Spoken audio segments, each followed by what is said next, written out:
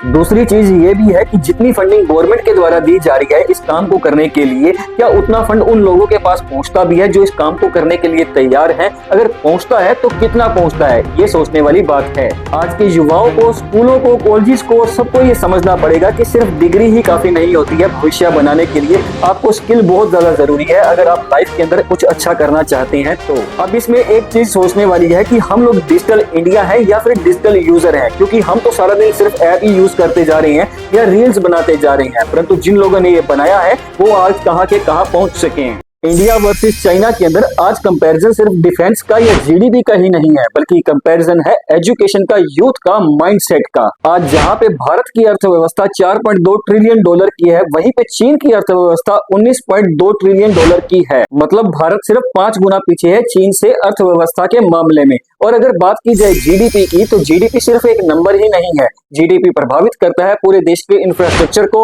Employment को, jobs को और भी बहुत कुछ। और अगर बात की जाए इंफ्रास्ट्रक्चर की, तो चीन के हर एक शहर, हर एक गली के अंदर भी आज सड़कें बिछ चुकी हैं और हर एक चीज को कनेक्ट किया जा रहा है रेलवे नेटवर्क के साथ। और वहीं दूसरी ओर अगर भारत की बात की जाए, तो भारत में हम आज भी लड़ रहे हैं सड़क पर पड़े गड्ढों के साथ। जहां पे चीन के अंदर आज हर एक शहर को लगभग बुलेट ट्रेन के साथ कनेक्ट कर दिया गया है, वहीं पे भारत के अंदर हम आज भी तरस रहे हैं कि काश एक तो बुलेट ट्रेन चल जाए। जहां पे आज चीन के अंदर फोकस किया जाता है इनोवेशन पे, स्किल पे और टेक्नोलॉजी पे, और वहीं भारत के अंदर फोकस किया जाता है कि कैसे 10 मिनट के अंदर खाना घर पर पहुंच सकता है और कैसे घर बैठे पैसे कमा सकते हैं एप्स के द्वारा। जहां पे आज चीन का एक छोटा सा बच्चा भारत के युवाओं को टक्कर दे रहा है, वहीं पे भारत का युवा फोकस कर रहा है कि अगर इस रील को 10 लोगों को शेयर किया जाए तो शाम तक बोनस मिलेगा या फिर एक अच्छी खुशखबरी मिलेगी। तो आप खुद ही सोच सकते हैं कि भारत का क्या ही होगा। जहां पे चीन पूरी दुनिया से ऑर्डर ले रहा है, माल की सप्लाई कर रहा है, वहीं दूसरी ओर अगर हम देखें तो हम भारत के अंदर बैठे बैठे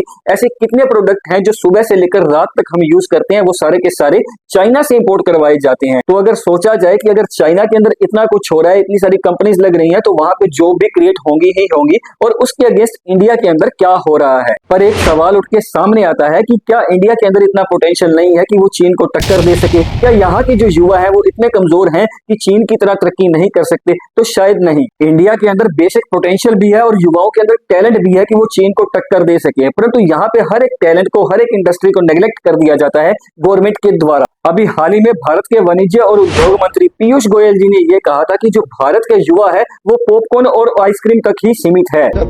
Presenting to us what work they are doing, fancy ice cream and cookies. I know at least 3 or 4 billionaires whose children make on one brand or the other very fancy ice cream and cookies and run a very successful business, and I have no complaint against that. But is that the destiny of India? क्या भारत का भविष्य उससे संतुष्ट है? Healthy ice cream, zero gluten free, whatever, I don't know. मतलब उनके कहने का सीधा था कि जो भारत का भविष्य है वो रोबोटिक्स, सेमीकंडक्टर और आर्टिफिशियल इंटेलिजेंस पे निर्भर है, परंतु भारत का युवा कहीं और फोकस कर रहा है। परंतु इसके अंदर सोचने वाली बात यह है कि क्या कहना और करना इतना आसान है? क्या गवर्नमेंट तैयार है इन सबको सपोर्ट करने के लिए? क्या गवर्नमेंट तैयार है युवाओं को आगे लेके आने के लिए? तो इसका उत्तर है शायद नहीं, क्योंकि आज भारत का युवा काम तो करना चाहता है, चाहे वो एक होटल खोल लेता है या एक दुकान खोल लेता है, उसके अंदर जॉब भी क्रिएट कर देता है क्योंकि दूसरे लोगों को जॉब दे देता है। परंतु जब वो अपने स्टार्टअप पे काम करना चाहता है, रोबोटिक्स के अंदर आना चाहता है या एआई के थ्रू काम करना चाहता है या सेमीकंडक्टर पे काम करना चाहता है, तो गवर्नमेंट की तरफ से शायद उसे इतना ज्यादा सपोर्ट नहीं मिलता है। आज भारत की हर एक स्टेट के अंदर सेंट्रल गवर्नमेंट और स्टेट गवर्नमेंट के द्वारा फंडिंग दी जाती है युवाओं को नया स्टार्टअप करने के लिए। पर एक चीज सोचने वाली ये है कि जितनी फंडिंग गवर्नमेंट के द्वारा दी जा रही है नए स्टार्टअप के लिए, क्या उतनी फंडिंग के अंदर एआई, रोबोटिक्स और इस तरह की टेक्नोलॉजी पे काम करना संभव है या नहीं? दूसरी चीज ये भी है कि जितनी फंडिंग गवर्नमेंट के द्वारा दी जा रही है इस काम को करने के लिए, क्या उतना फंड उन लोगों के पास पहुंचता भी है जो इस काम को करने के लिए तैयार है? अगर पहुंचता है तो कितना पहुंचता है, ये सोचने वाली बात है। और अगर बात की जाए कि क्यों आज का युवा तैयार नहीं है इस तरह के काम को करने के लिए, तो उसके पीछे सबसे बड़ा फैक्टर आता है स्किल का। आज भारत के अंदर बहुत से बच्चे ऐसे हैं जिन्होंने बीटेक कर रखी है, एमसीए कर रखी है और भी बहुत कुछ कर रखा है, परंतु स्किल के मामले में वो आज भी बहुत ज्यादा पीछे हैं चाइना से। और वहीं पे अगर भारत के एजुकेशन सिस्टम की बात की जाए, तो आज भारत के स्कूलों के अंदर क्या सिखाया जा रहा है ये हम सब अच्छी तरह से जानते हैं।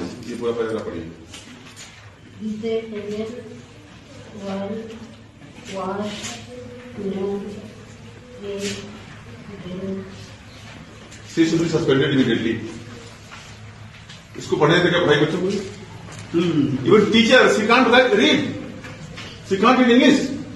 अब आप खुद ही सोचिए कि जब स्कूलों के अंदर टीचर्स ऐसे हैं तो बच्चों को क्या ही सिखाया जाएगा और आने वाले दिनों में भारत का भविष्य क्या ही बनेगा। और हम कंपेयर कर रहे हैं अपने आप को चाइना के साथ। चाइना के अंदर फर्स्ट क्लास के अंदर बच्चों को कोडिंग करनी सिखा दी जाती है, जबकि भारत के अंदर बच्चा +2 भी पास कर लेता है तब जाके उसे टाइपिंग करनी आती है। परंतु ऐसा होना भारत के अंदर स्वाभाविक ही है, क्योंकि उसके पीछे एक बहुत बड़ा कारण है, क्योंकि भारत के स्कूलों के अंदर कंप्यूटर ही नहीं है, और जिन स्कूलों के अंदर कंप्यूटर है वहां पे टीचर ही नहीं है। बच्चे स्कूल से पास आउट भी हो जाते हैं परंतु कंप्यूटर ऑन करना नहीं आता है। शायद यही वजह है कि आज अगर जॉब के लिए रिज्यूमे भी बनवाना पड़ता है बच्चों को, तो वो भी जाके साइबर कैफे पे जाते हैं या फिर कंप्यूटर सेंटर पे जाके कनेक्ट करते हैं, अपने आप से रिज्यूमे भी नहीं बनवा सकते। और दूसरी ओर अगर बात की जाए तो भारत के युवाओं को आज ये भी नहीं पता है कि उनका करियर किस चीज के अंदर है, उन्हें किस चीज पे फोकस करना चाहिए, आज कौन सी टेक्नोलॉजी चल रही है और एजुकेशन के अंदर उन्हें कौन सी स्ट्रीम चुननी चाहिए। आज के युवाओं को, स्कूलों को, कॉलेजेस को और सबको ये समझना पड़ेगा कि सिर्फ डिग्री ही काफी नहीं होती है भविष्य बनाने के लिए।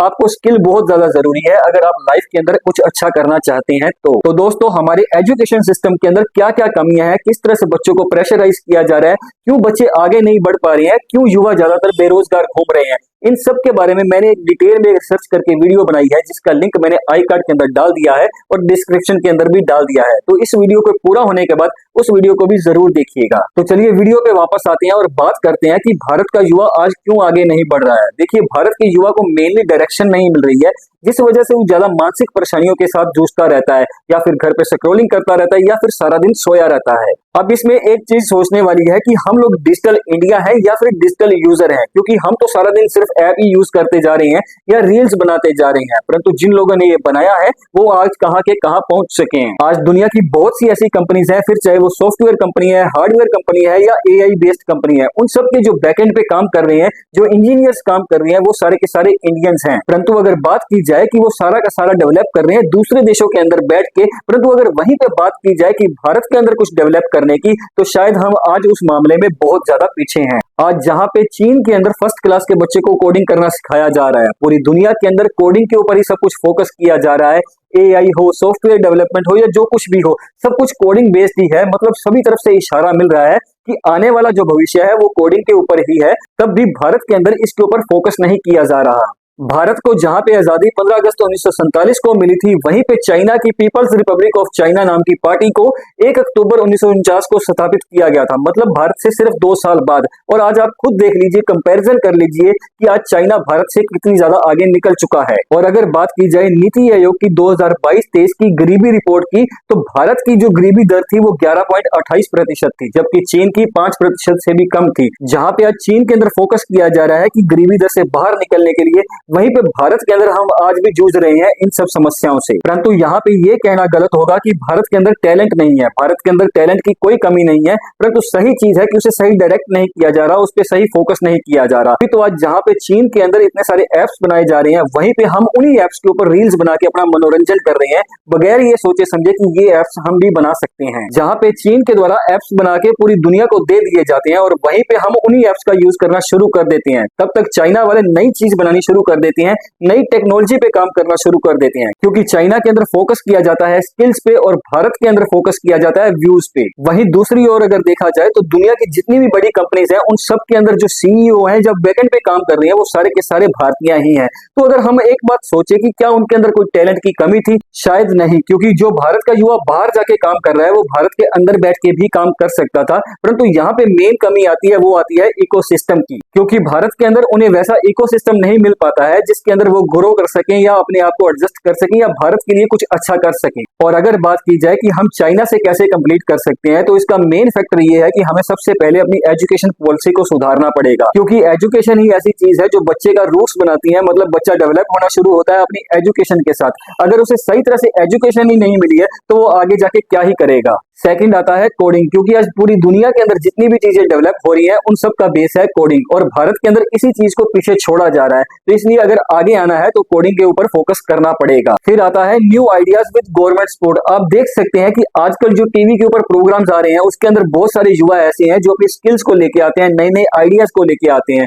परंतु कहीं ना कहीं गवर्नमेंट सपोर्ट नहीं मिल पाता है, इसलिए वो पीछे रह जाते हैं। तो इसीलिए गवर्नमेंट को भी चाहिए कि उन युवाओं को प्रोत्साहित करे और उन्हें आगे लेके आए ताकि भारत के लिए कुछ अच्छा बन सके। भारत के पास दुनिया की सबसे बड़ी डेमोक्रेसी है, मतलब कहने का ये है कि अगर हम चाहें तो पूरी दुनिया के अंदर अपना सिक्का जमा सकते हैं।